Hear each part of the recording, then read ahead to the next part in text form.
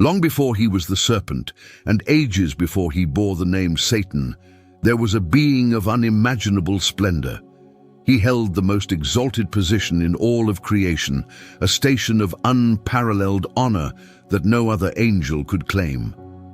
This was Lucifer, the anointed cherub, God's personal guardian who stood nearer to the divine throne than any other being. His very form was a tapestry of 9 precious stones: sardius, topaz and diamond, beryl, onyx and jasper, sapphire, emerald and carbuncle. Each gem was a living mirror, capturing and reflecting the glory of God like a cascade of living fire.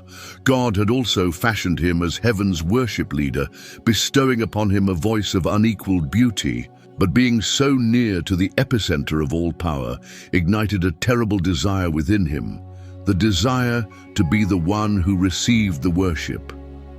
Before the first sun ever burned, before the first star was ignited in the void, before time itself had a name, there was heaven. And in this heaven, one angel stood closer to God than all the others combined. While millions of angels sang from distant celestial halls, this one guarded the throne itself. His name, in time, would become the most feared in all of human history. His name was Lucifer, the light bearer. He wasn't merely beautiful. He wasn't simply talented. He was the absolute pinnacle of perfection in every conceivable way. Imagine a being so flawless, so radiant, that other angels could not bear to look directly at him. That was Lucifer. God had created legions of angels, perhaps millions. Each one was given a purpose. Some were messengers, streaking across the cosmos. Others stood as sentinels over holy places. But to Lucifer, God entrusted the most crucial role of all. He was the covering cherub, the personal bodyguard of the throne of God. No one got closer to the Almighty than Lucifer. No one. Ponder that for a moment. What would it feel like to stand in such proximity to pure, uncreated power? To be entrusted with the most sacred position in the entire universe? When Lucifer sang, and oh, how he could sing, heaven itself would fall silent to listen. His voice wasn't just beautiful, it was an elemental force. It could evoke emotions you had never known, a joy so profound it was almost painful, a peace so deep you could lose yourself within it. The other angels would cease their duties, captivated, and simply listen. His body was adorned with 9 precious stones that have no earthly equivalent. Each one caught the light of God's glory and refracted it into colors that would make our rainbows appear as shades of gray. His wings, they smoldered with a cold fire, an ethereal flame that never diminished. When he moved, light trailed behind him like a loyal companion. Perfect, that is the only word that comes close. 0 imperfections, 0 flaws, 0 deficiencies, or so it seemed to everyone. But that perfection was slowly turning to poison. Day after day, Lucifer began to notice the subtle signs. He saw how the other angels would bow as he passed. He heard them whisper his name in tones of awe. He watched as even Michael, the great archangel and warrior, would step aside respectfully as he approached. You see, Lucifer possessed everything: a beauty that could blind, a power that could break, and a music that could command the soul. But all of it, every last measure of his magnificence, was meant to be used in service to someone else, in worship of someone else. He was the greatest servant in heaven, but he was still a servant. Now place yourself in his position. You look around and see millions of celestial beings bowing before you, emulating you, aspiring to be you. You hear the whispers praising your astounding nature. You know you are the favored one, the special one, the morning star. But then you look up and there's always someone above you, always, forever. What would begin to form in your thoughts? What would you begin to feel? What would you begin to want? One day, as Lucifer gazed at his own reflection in heaven's crystal sea, he saw the full magnitude of his glory shining back. And for the first time in all of eternity, a thought materialized. A thought so dangerous, so audacious, that no word for it yet existed. What if I didn't have to bow? The brightest of all angels was on the verge of becoming the darkest of all enemies. How does something perfect break when it is surrounded by nothing but perfection? It happened during the single most important announcement in the history of heaven, the day God revealed his plan for humanity. Lucifer stood before the throne of God, as he always did. But on this day, God had summoned every single angel from every corner of heaven. Millions upon millions of them were gathered, waiting. The very atmosphere of heaven seemed to hum with anticipation. "I am going to create something new," God announced. The angels leaned in, intrigued. New? What could possibly be better than heaven? What could be more perfect than angels? "I will create humans. I will make them in my own image." Wait, what? In God's image? A current of confusion passed through the angelic host. They were not made in God's image. They were servants, messengers, warriors. But these new beings, these humans, would actually resemble God, think like God, create like God. But God was not finished. The words he spoke next would crack the foundations of heaven. "One day, my own son will become one of them. He will be born as a human baby, and through him they will be given dominion over everything. Even the angels will serve them." The words struck Lucifer like a physical blow. Serve them. Serve them. These creatures that didn't even exist yet. These things that would be formed from dirt and spit. He, the glorious Lucifer, was expected to bow down to beings made of mud. The other angels erupted in song, celebrating this wondrous plan of God. But Lucifer stood frozen. His mind was screaming a single silent word: no, no, no, no, no, no. He was the covering cherub. He was the morning star. He was perfect. Look at him, adorned in jewels, cloaked in light, with a voice like thunder and honey entwined. And God wanted him to be a glorified babysitter for puppets made of clay. Something inside of him fractured. It was a clean, sharp break, like a flawless crystal vase shattering on a marble floor. For the very first time in eternity, Lucifer experienced an emotion that was entirely new, something searing, grotesque, and intoxicatingly powerful. It began as a mere ember in the core of his being, but it ignited, then raged, then consumed him until he felt he would burst from the pressure. Its name was pride, the first pride to ever exist. The feeling surged through him, a venom in his celestial veins. And it felt good. In fact, it felt incredible, as if he had been asleep for his entire existence and had only just awakened. Why should he serve anyone? Why shouldn't others serve him? He was beautiful enough, powerful enough, intelligent enough.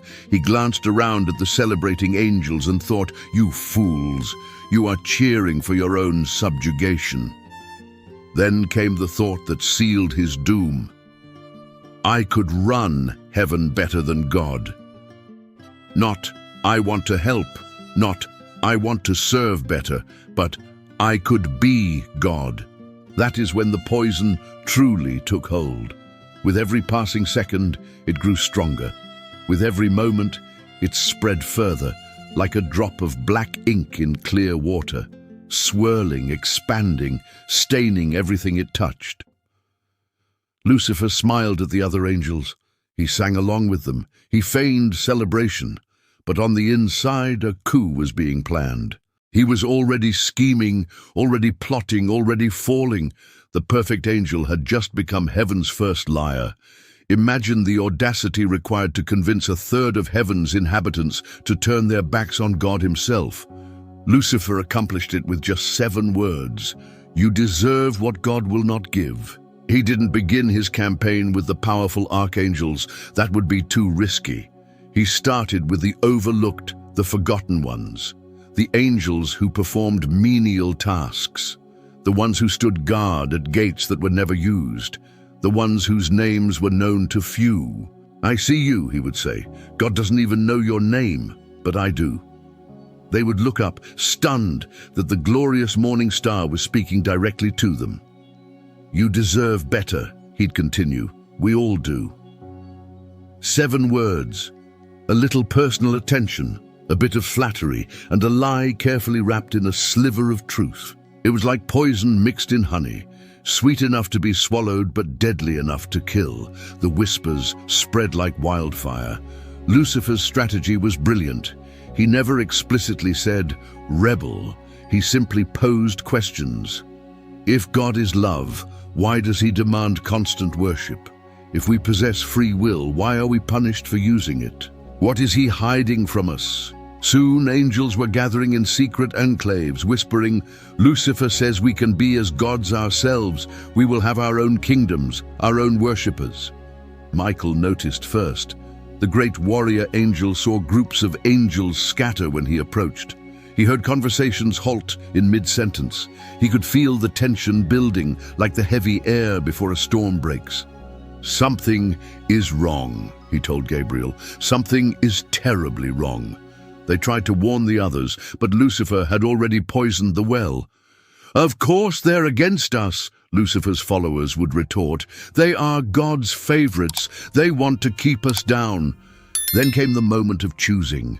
Every angel was forced to make a decision: God or Lucifer, creator or creation, truth or lies. 1/3 chose Lucifer. 1 out of every 3 angels looked upon the God who had given them life, purpose, and everything they had, and declared, "We choose someone else." The moment of truth arrived when Lucifer and his followers marched to the throne of God, not to worship, but to make a demand. "I will ascend to heaven," he declared, his voice shattering the peace. "I will raise my throne above the stars of God. I will be like the Most High." War erupted in an instant. It was a war of unimaginable scale. "For the king!" Michael cried, and God's loyal armies answered the call. Lucifer tore darkness from the very fabric of heaven and forged it into a blade. "For freedom!" he roared, and the rebels charged. Heaven itself shook. Angels who had once sung in harmony now sought to destroy one another.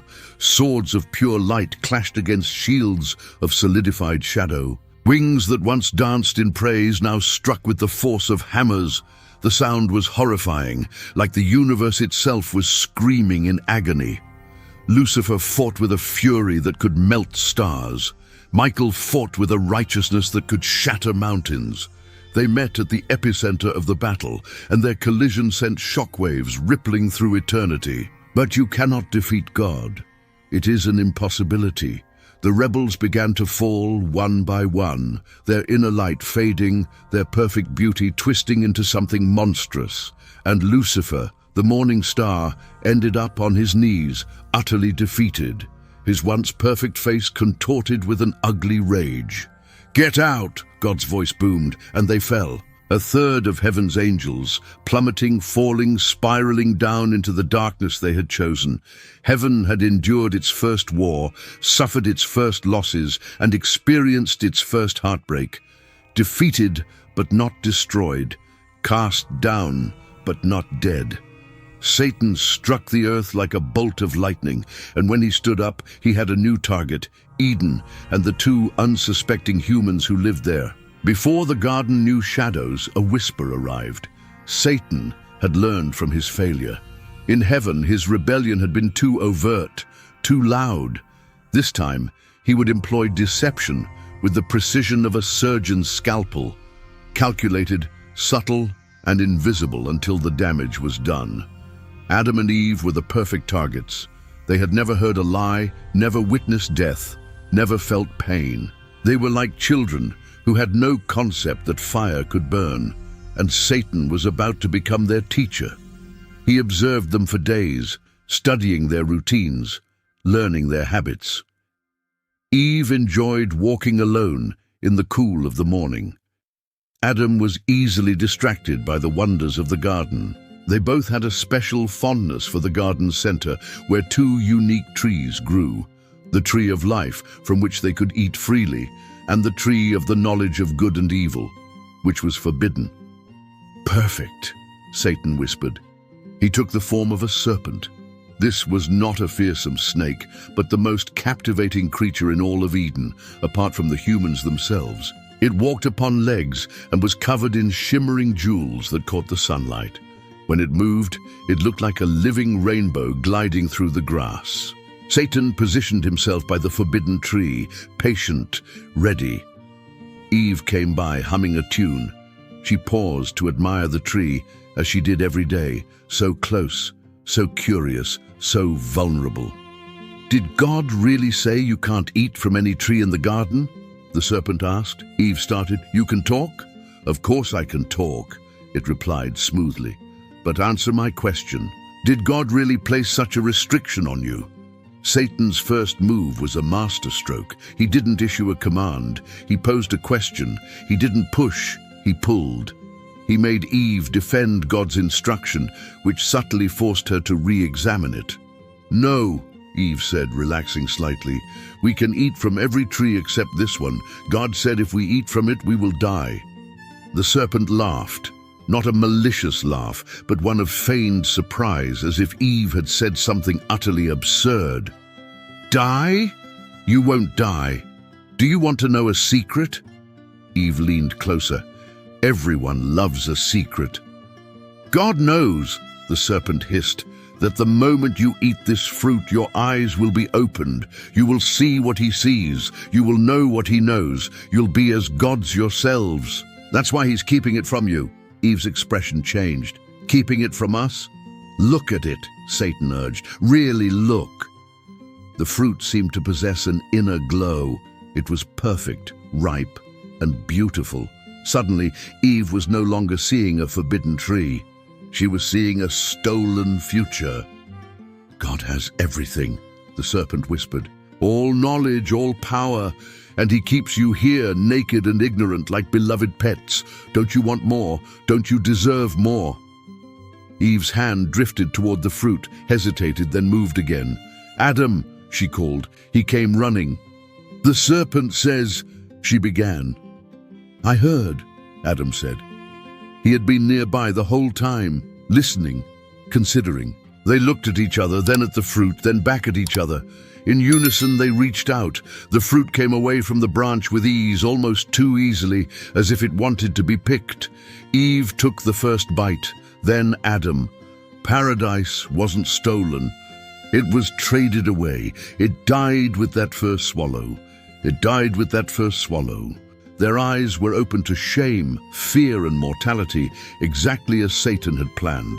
From Eden, Satan's shadow began to stretch across the ages, but God had already promised his ultimate demise, and that promise would haunt Satan every single day.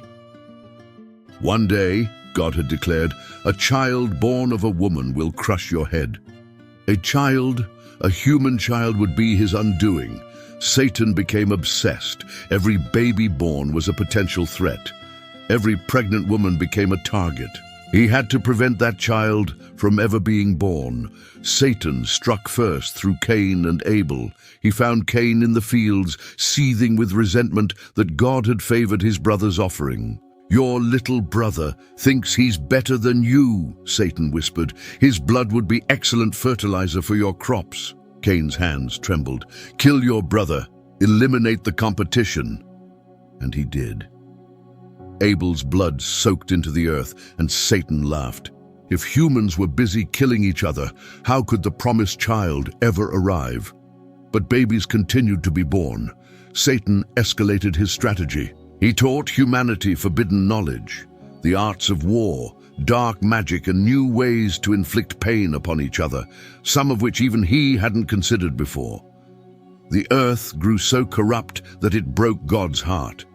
He sent a great flood to wash the world clean, but Satan, being a spirit, could not drown, and Noah's family survived. At the Tower of Babel, Satan attempted mass deception. He united all of humanity under a single arrogant idea: build a tower that reaches heaven. Show God you don't need him. But God confused their languages and scattered them across the face of the earth, creating even more opportunities for the promised child to be born. Egypt became Satan's fortress of oppression. God's chosen people, the very lineage that would produce the promised child, were held as slaves. Satan whispered into Pharaoh's ear, "The Hebrew slaves are having too many babies. They will rise up and overthrow you. Kill every newborn boy, throw them into the Nile."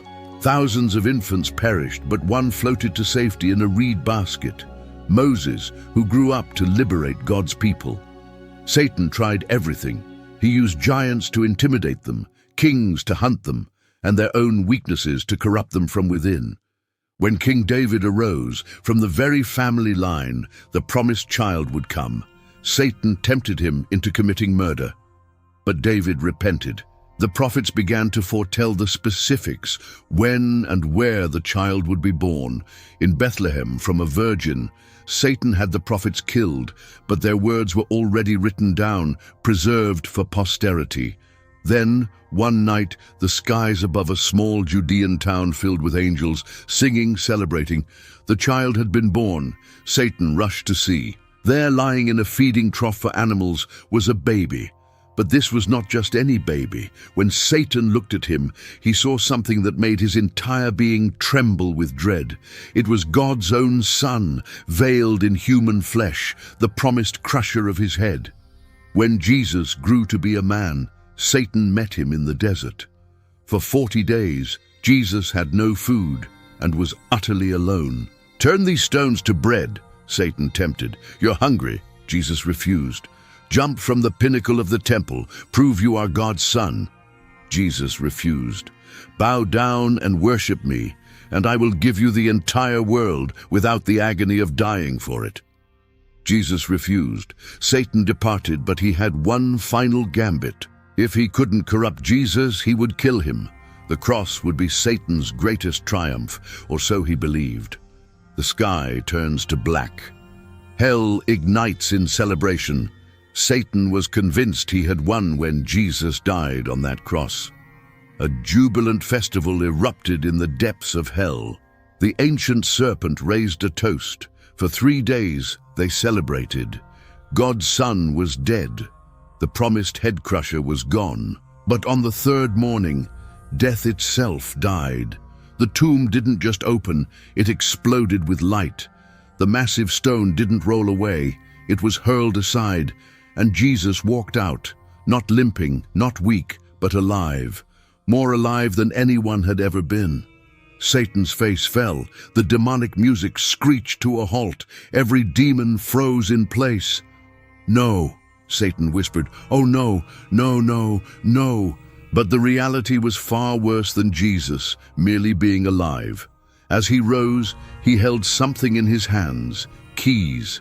The keys of death and Hades, Satan's keys. Jesus had marched into Satan's own domain and plundered it. That was 2,000 years ago, and Satan has been living on borrowed time ever since. Satan can read. He knows precisely how his story concludes. It is written in the Bible, and he has read it 1,000 times. He knows he loses. He knows when. He knows how. And the knowledge drives him mad with fear. So what does a defeated enemy do when he knows his time is short? He tries to drag as many people down with him as he can. Right now, today, in this very second, Satan is at work. Not as a cartoonish monster under your bed. He's far more subtle than that. He employs the same tactic that first worked on him, pride.